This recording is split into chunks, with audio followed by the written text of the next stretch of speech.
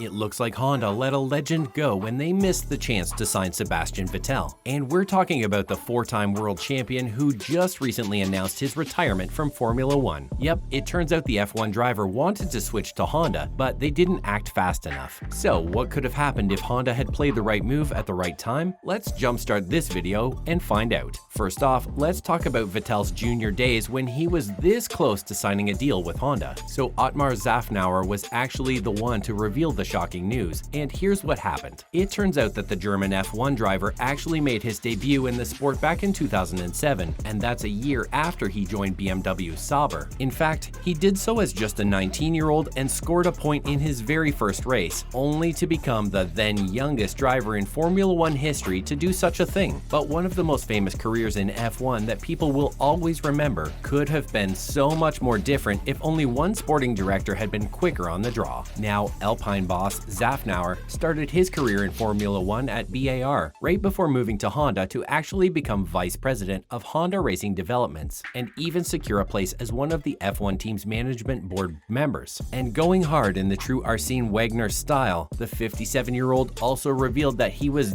this close to securing the talents of the German F1 driver Sebastian Vettel. And when asked about his favorite memory of Vettel after his official retirement from the sport, nostalgia hit Szafnauer a bit too hard as he recalled the story when Seb, as he likes to call him, came up to him and said he's just got a 2-week window. And well, he was pretty young and like 19 years or so. Now let's talk about the 2-week window, which was really just a missed opportunity. What he really meant was that he was basically out of contract at both Red Bull and probably BMW. At least that's what Szafnauer thinks so. And Vettel's only question was, are you interested in signing me? In fact, back then, he was definitely an unknown quantity, but Szafnauer was still interested in signing him because he pretty much recognized the talent that Gil probably failed to see. Yep, right when he went to the Honda sporting director Gil de Ferran and told him that they'd got a pretty nice 2-week window to sign the German driver. What was the response? Don't worry, I've got my eye on him. Okay, so that's it? He's got his eyes on him? But Vettel's got just 2 weeks. Anyway, long story short, that's why they never got to sign him. And eventually, the two ended up working together for a season when Vettel moved to Aston Martin for the 2021 campaign. Now, that's definitely Honda's loss and Red Bull's gain because Vettel went on to become an F1 legend. And there's no way of knowing for sure how things would have worked out if Vettel had gone for Honda rather than BMW. But even if we take a look back, the F1 driver has absolutely no regrets and definitely enjoyed having one of the most successful careers in Formula One history. And from then on, Vettel and Red Bull pretty much became a team to envy. Right after 1.5 years serving as a reserve driver for BMW, he was quickly picked up by Red Bull's junior team, Toro Rosso. Having said that, his actual career as a full-time driver got off to a pretty rocky start with a run of P16, P19, and even P18 in his first 3 races. And of course, that was also followed by back-to-back retirements before one of the shocks of the season with P4 in China. Now, the world pretty much saw the first glimpse of his talent in the 2008 season, back when he won in Monza. And of course, that was legendary because it made him the then youngest driver to ever win a Formula One race, and it also gave Toro Rosso its maiden win, even though we're using an engine spec from the previous year. Also, this was enough to get him the nod for the Red Bull seat, and well, what can we say? It was a match made in heaven. Starting with his first season, Vettel finished second right behind Jenson Button, but he also followed that up with 4 consecutive championship wins, and that was during one of the most dominant periods in Formula One's history. Moving on, let's talk about Vettel's switch to Ferrari. Right in his final season at Red Bull, he actually finished 5th in the Drivers' Championship right before opting to walk on the path of his hero, Michael Schumacher, and switch to Ferrari. Having said that, the truth is that Vettel was never truly comfortable at Ferrari, and Mercedes' dominance was in full flow, so even if he did end up scoring 3 wins in his first season, he would finish P3 at the end of the season. In fact, he dropped to P4 in 2016, right before P2 in 2017 and 2018. But soon enough, the wheels fell off his relationship with Ferrari, and with Charles Leclerc emerging to take the game, the atmosphere got pretty toxic. And while other drivers eventually got on, Vettel wasn't really happy playing second fiddle to the emerging star. Now, that's when Vettel moved on to Aston Martin for the 2021 season, but the dream he was actually sold didn't really turn out the way he expected. Soon enough, the team absolutely failed to capitalize on the momentum it had created in the last few seasons as Racing Point. Vettel would end up finishing 12th in 2021, which also included a disqualification from P2 at the Hungarian Grand Prix. So yeah, he started this season missing the first 2 races with COVID, but as his off-track interest took over, his desire to actually continue the sport definitely came into question. Up next, Vettel soon announced his retirement, leaving fans heartbroken. Yep, soon enough, we all heard the heartbreaking news when the 4-time world champion announced his official retirement in July, saying that his 15th season in F1 as a full-time driver would also be his very last. And now, representatives from both Formula E and DTM have pretty clearly shown interest in seeing Vettel driving in their series soon enough. Well, the 4-time world champion will wave goodbye to Formula 1 by the end of the ongoing campaign. He's got a bunch of options for him, which makes us wonder what's next for the 35-year-old. Now, honestly, it'd be pretty surprising to see Vettel never take the wheel again, and judging by the initial reaction weeks after his announcement, he's got a bunch of offers lining up in other series as well. In fact, ex-F1 driver turned Formula E world champion Lucas di Grassi and DTM boss Gerhard Berger are more than willing to welcome Vettel on board, saying it'll be a pleasure to have him racing. But is that really going to happen? Formula E is a pretty tough environment, and that's even with all the new Gen 3 cars, because everything starts from scratch. But also, this would be the perfect time for someone to jump in, especially someone as competitive as Vettel, and that's at least what di Grassi has to say. Up next is Vettel's awareness regarding climate change, making him consider Formula E. Now, di Grassi says that Formula E is a pretty special racing series, but you don't get any free practice sessions or any test days, so obviously it takes some time. But on a legend like Vettel, it'd be a pleasure to have him on board. In fact, di Grassi thinks his passion for helping the environment is actually another reason why he'd be a better fit for Formula E. And yes, the two have raced together many times, mostly in Formula 3, so obviously that's a huge reason why he'd want Vettel there,